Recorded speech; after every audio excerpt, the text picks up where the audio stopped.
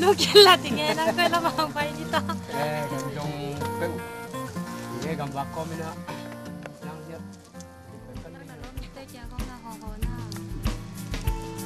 Cái lom nu chỉ bằng tụ mà này chứ nghe lom nắng đẹp bên măng ngày xuân cái con ngày xuân bức thầm lâu ba apa nang ngoni na di tak ka ba di chiang amun nang bakin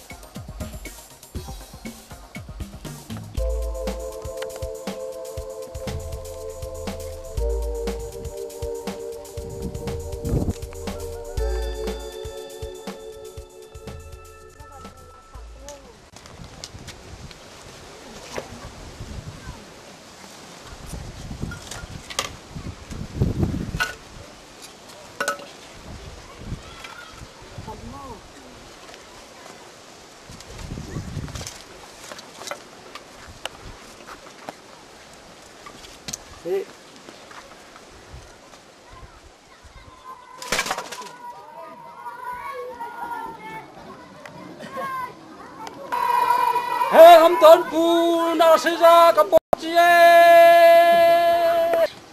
Thằng cái này lùng đuôi, các loài ăn đồ liê.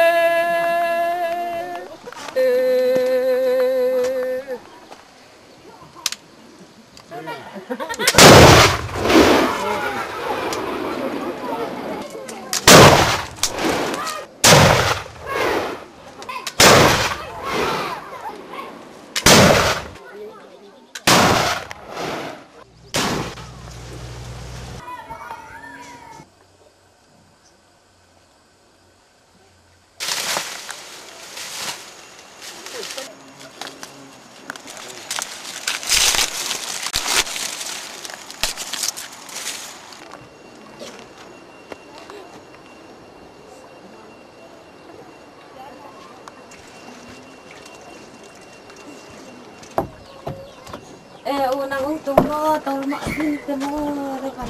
Tol. Gikliang Mangi. Oi, ah.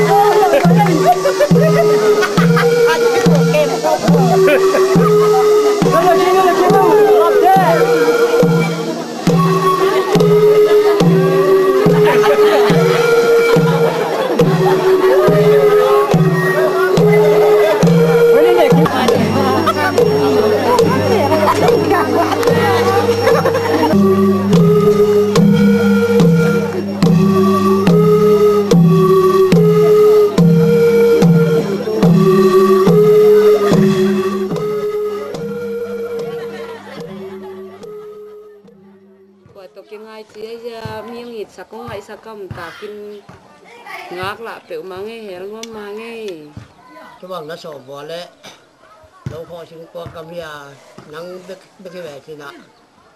Cái thỏi phú lầu đi vùng nổ.